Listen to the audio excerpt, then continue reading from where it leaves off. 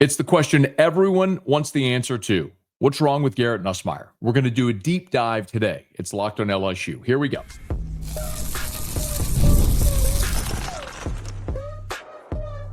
You are Locked on LSU, your daily podcast on the LSU Tigers.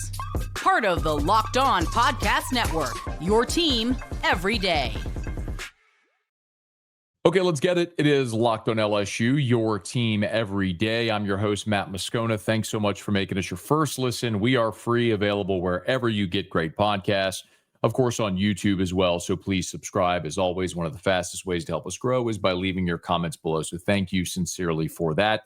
Today's episode is brought to you by Game Time. Download the Game Time app, create an account, and use the code LOCKEDONCollege for $20 off your first purchase.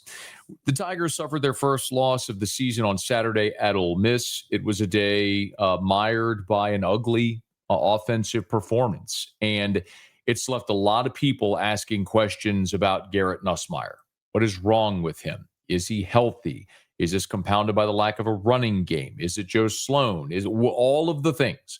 And because this is an open date week for LSU and Brian Kelly didn't have his Monday media availability and we're not in a regular game week, it actually affords us the opportunity here to use this episode to explore that one question and do a deep dive. So that's what we're going to do. And I hope by the end of this, maybe we get a little clarity, or at least maybe a point in the direction of what's going on and how they might be able to fix it as they move throughout the second half of the season coming through the bye. We'll talk about the injury concerns and we'll talk about the scheme as well. But let's first start with just painting the picture of Garrett Nussmeier from a year ago and Garrett Nussmeier today through 5 games, whole season, and then also the LSU offense as a whole from a year ago and today. So let's start there. Garrett Nussmeier's first 5 games a season ago. I'm going to throw out some numbers, and I know generally speaking, when you throw out a lot of numbers, it confuses people. But I don't need you to write this down. As I say, it's going to be a test. As I say it, a lot of this is going to make sense. So if you look at the first 5 games for Garrett Nussmeier last year, these were his passing yardage totals: 308, 302, 285, 352, 409. That was the game against South Alabama. Those were his first 5 games. The low water mark was 285 on the road at South Carolina. That was his low water mark. So far, through 5 games this year, here's his passing totals: 232, 237, 220, 273. That was Southeastern Louisiana. And then 197 against Ole Miss, failing to reach 200 yards. So far through 5 games, Garrett Nussmeier is averaging 231.8 yards per game. So 231. He's averaging 231. On the season last year, so through 13 games, on the season, Nuss averaged 311. Okay? So he is 80 yards per game off his pace of a year ago. Okay? When he threw for 311, he is 80 yards per game off that pace. That is significant. Now, it would be one thing if he was off that pace because you saw more balance in the offense. I'll remind you, a season ago, LSU threw it 60% of the time. They ran it 40% of the time. So you had a pretty significant imbalance a year ago in the run-pass ratio for the offense. They threw it 60% of the time, ran it only 40% of the time. We will talk a little deeper about that when we get into scheme. But the other thing that was a little surprising is we have this perception that a year ago, Nuss made a lot of careless decisions with the football. And there were those instances, no doubt. Look, the Texas A&M interceptions in the second half cost you that football game. He kind of got bailed out on a pick 6 that would have sealed it. A couple of interceptions actually against South Carolina because of penalties by South Carolina. So there were some moments like that. But if you look at Garrett Nussmeier's Pro Football Focus grade from 2024, his season-long offensive grade was an 84.5. 84.5. So far, through 5 games this year, and keep it in mind, Nussmeier has been massively, until Ole Miss, has been massively efficient this year. As a matter of fact, He has been among LSU's highest rated players in Pro Football Focus every week when we do the top 5, the first 4 weeks anyway. And he was the National Offensive Player of the Week for the game against Clemson. He only threw for 232, but he protected the football and he was outstanding and got robbed of a touchdown that Barry and Brown actually caught. So remember, a year ago, Garrett Nussmeier's season-long PFF grade was an 84.5. His grade right now, where we've talked about how efficient Nussmeier has been this year, not the high passing stats, but he's protected the football. He's played more within himself. His PFF grade offensively through 5 games is an 83. His lowest score a year ago was a 60.5. That was in the losses to Texas A&M and Alabama, identical 60.5 in those 2 games. Against Ole Miss this past weekend, a 57.5. So he had a lower score against Ole Miss than he did against both A&M and Bama a year ago, which were his worst performances. Now, my hope sincerely, is what we just saw against Ole Miss is the low water mark for Garrett Nussmeier. Like A&M and Bama, identical scores from Pro Football Focus a year ago were his low water mark. My hope is that he just hit his low water mark and everything else will be above this. For example, against Clemson, he graded out at a 67. Very good defense. 78.8 against Tech, 76.9 against Florida, 92.3 against Southeastern Louisiana. So he's trending to be better than he was a year ago until the Ole Miss game.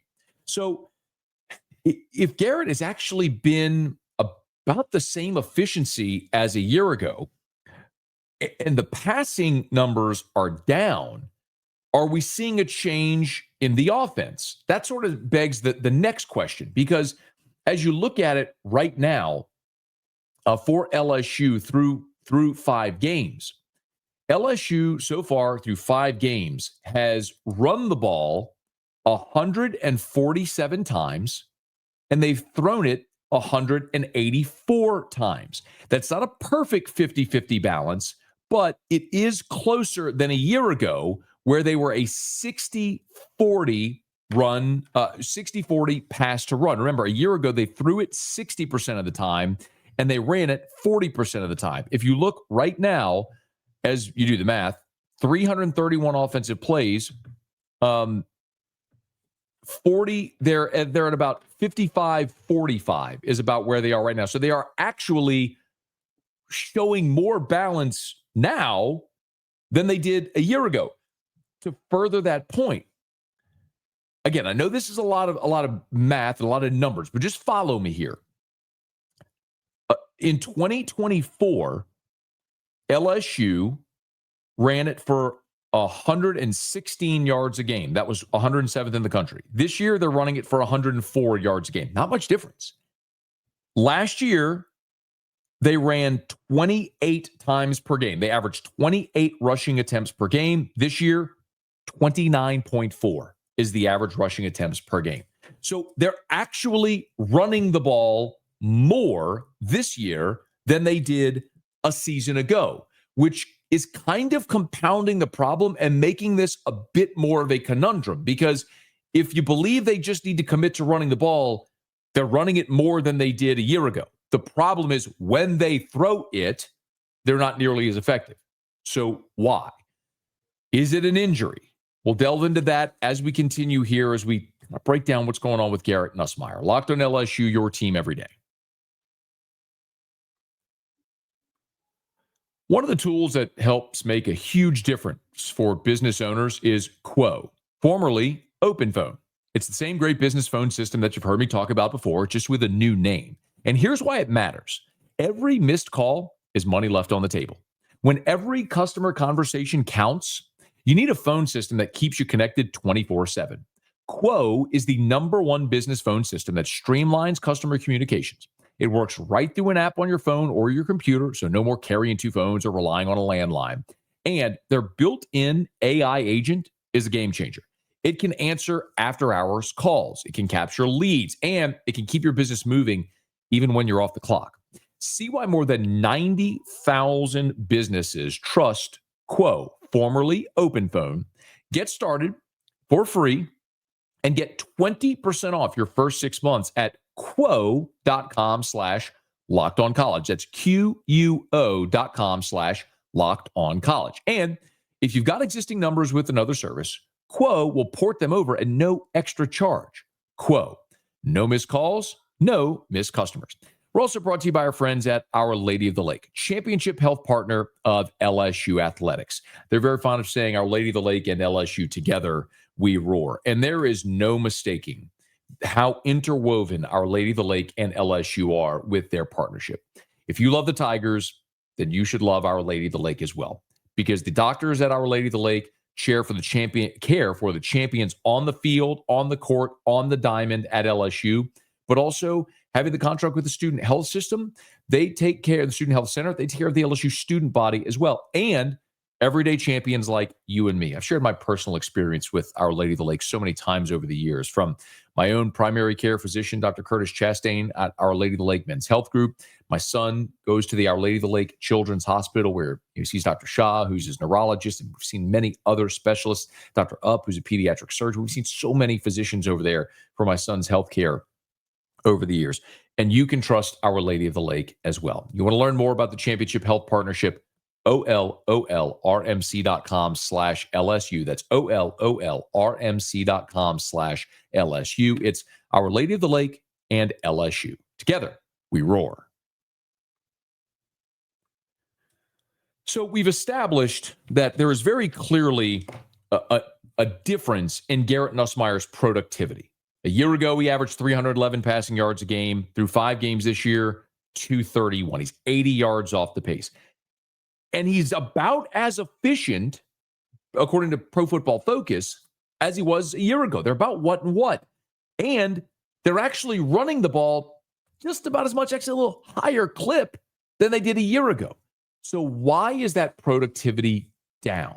That's the gigantic question. And most people are looking at the possibility of an injury. Now, I want to take you through this timeline. Again, we've done this before, but for the benefit, if you're an everydayer, you've heard this, but for the benefit of those, if maybe you're listening or watching and you're not familiar with this, I'm going to go through this timeline again, okay? Because there's been this conversation about Garrett Nussmeier with the torso injury. So on August the 15th, the media got to watch practice. It was a Friday, and they were indoors, helmet, shoulder pads, and Garrett Nussmeier was there, but he was not throwing. He did not throw a pass that day. It was a Friday. We speak to Brian Kelly after that practice, and we ask him about Garrett Nussmeier not throwing, and he effectively says Nussmeier's on a pitch count. It's just load management, got him on a pitch count. And the next day, August the 16th, was a scrimmage in Tiger Stadium, and Nussmeier participated fully. So follow this logically. If Garrett Nussmeier is dealing with a significant torso injury, an oblique, whatever it may be, arm, whatever, and they're shutting him down on that Friday, why would you have him scrimmage fully the next day? Why wouldn't you shut him down from throwing until he felt well again? So if he's out there throwing, you got to assume he's okay. A week later, Saturday, August 23rd, this is the Saturday before Clemson, LSU has a scrimmage in Tiger Stadium. And once again, it's really a glorified walkthrough. And once again, Nussmeier does not throw a pass. The media is there. There's friends, family, all invited in Tiger Stadium. He does not throw a pass.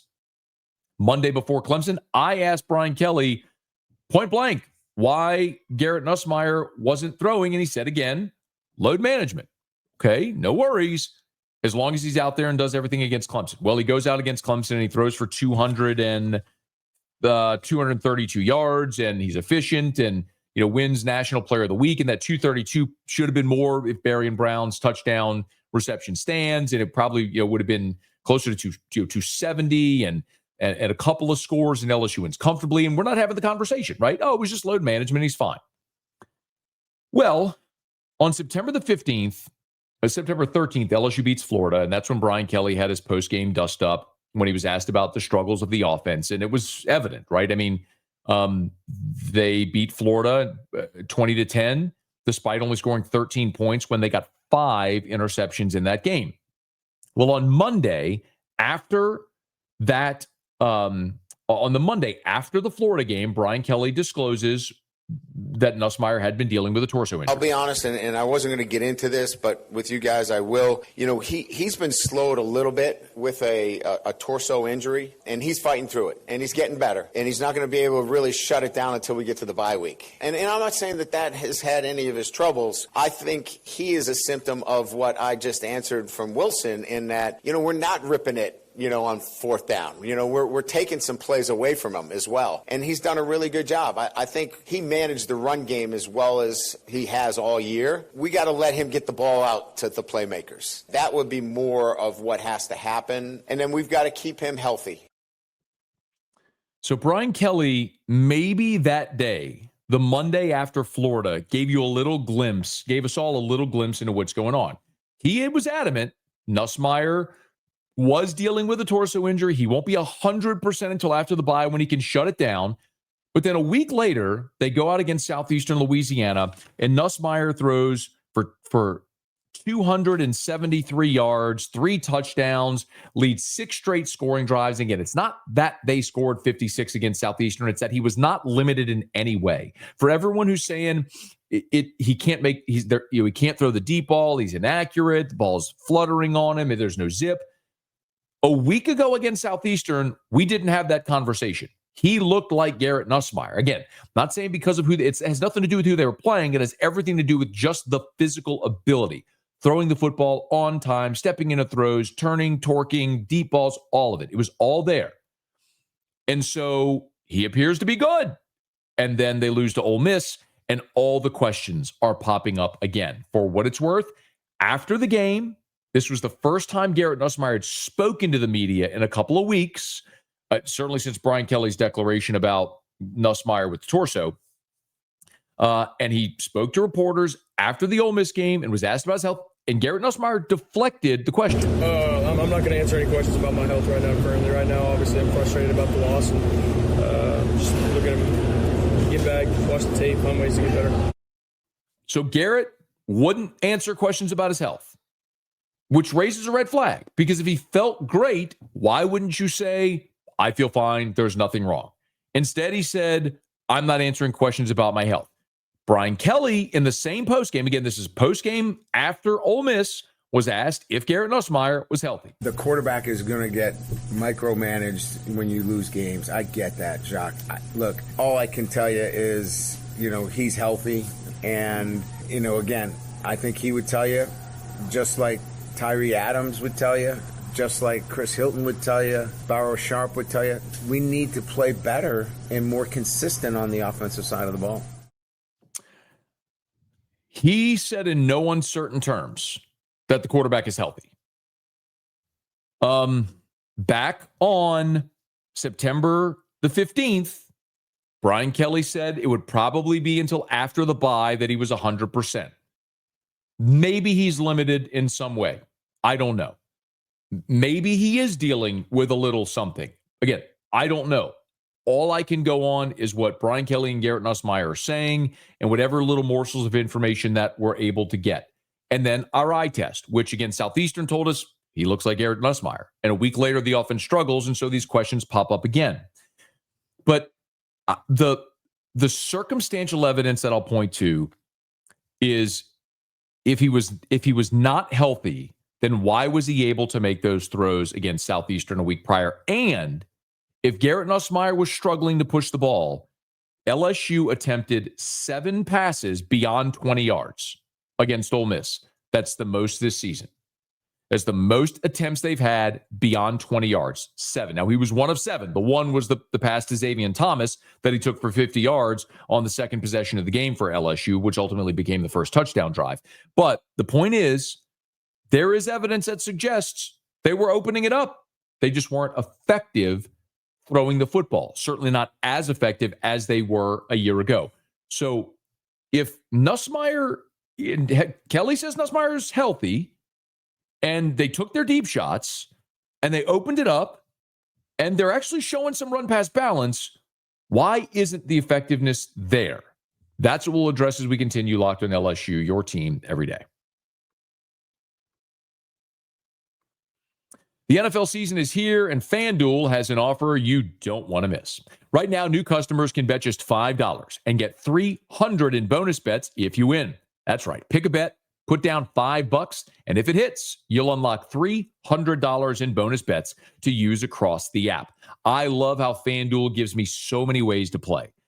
Built parlays, tried player props, even followed live lines during games. It makes watching football even more exciting when you've got a little something riding on the action. Whether you're a casual fan or you love diving into the stats, FanDuel makes the game day experience so much better. So, what are you waiting for? Visit FanDuel.com to download the FanDuel app today to get started. That's FanDuel.com. So we've gone through the acknowledgement that Garrett Nussmeier and this offense are not as productive as they were a year ago. Despite the fact that they are trying more balance, they've been unable to effectively run the football.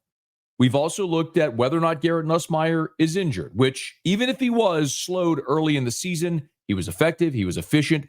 LSU did what they had to do to manage the games to win, especially against Clemson and Florida that had really elite defensive fronts. But the Ole Miss game felt completely different because, and I don't mean this to be disrespectful to Ole Miss, I just think that we are going to see in time, this is objectively true. Clemson and Florida have NFL players on their defensive fronts. That you will watch in April's draft, those two teams will have players drafted. Aside from Centurion Perkins, I don't know that Ole Miss has someone on the defensive line that's going to be a draft pick, or even certainly not a high draft pick. So you were dealing with a much different challenge, a lesser challenge against Ole Miss, a team that was allowing 190 rushing yards per game and was very porous in the back end. And we saw Arkansas put up 500 yards and 35 points against that Ole Miss defense. If LSU, who I think we would all agree has comparable or better offensive talent and skill people, if LSU was able to match what Arkansas did, LSU would have won this game by double digits. But they couldn't. They only could muster 19 points in this ball game. So the question kind of becomes why? And I still believe the root cause of this issue is the inability to effectively run the ball and to protect Garrett Nussmeier. If you were here for our episode where we went through the Pro Football Focus grades, broke this down a little bit, the giant disparity for LSU's offensive line in run blocking and pass blocking against Florida. It was atrocious, the inability to run block. And also outside of Cohen Eccles and Karius Kern, your pass blocking grades were very bad for your other three starters as well. And the biggest thing I think for Nussmeier is that pressure was affecting his throws. Ole Miss consistently ran 3 and 4 man fronts, which meant that you don't have to understand X's and O's, like you don't have to grab the chalk and whiteboard things. If a defense has 3 or 4 rushing, that means they're dropping 7 or 8 into coverage. So if you're sending 3 or 4 men out into pass patterns, and they've got, let's say you have 4 receivers running routes, and they've got 8 in coverage, well, every single person that you have going out for a pass is double covered. So if you're Garrett Nussmeier, healthy or not, and you're trying to throw when there's 8 dudes with the other color jersey guarding your 4, it's going to be hard to find passing lanes to complete a ball, even with a perfect pocket. Agreed?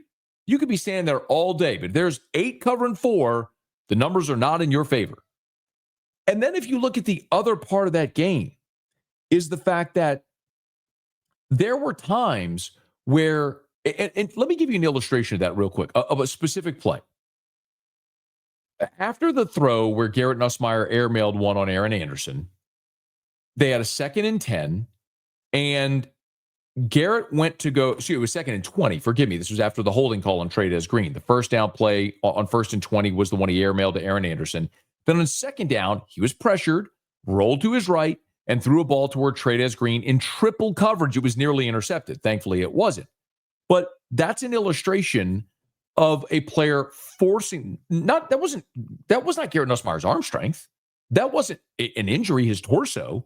That was a terrible decision to throw that football into triple coverage, because I think you had a quarterback that was really frustrated by the fact that he didn't have anything easy and is trying to force something in that moment. Same with the interception he threw when he actually had Xavier Thomas deep.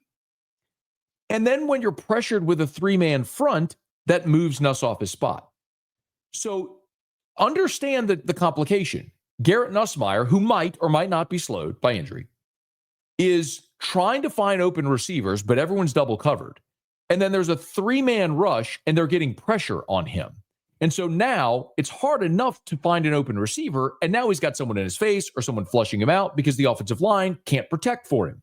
That only continues to compound the issue and the ineffectiveness in the passing game. And unless and until you're able to run the football against 3-man fronts, to bring other defenders into the box, you're never going to have favorable matchups in the secondary, because teams are going to keep replicating that path. So for LSU, this is easy. You shut Garrett Nussmeier down during this open week. You hope he gets to be as healthy as he possibly can when South Carolina comes in, and you spend the next 2 weeks figuring out how you could possibly effectively run the football to get those numbers out of the secondary so you can start to open up a passing game with so many weapons. We've seen Garrett Nussmeier do it. He can do it again. He did it last year, threw for 4,000 yards. Can he do it again? Time will tell, and we'll find out in less than 2 weeks. Okay, that'll do it for us here on today's episode of Locked On LSU. If you're on podcast or YouTube, please subscribe, smash the like button. We appreciate you for being here, and let a friend know if they love the Tigers. We got you every day for Locked On LSU. It's your team every day.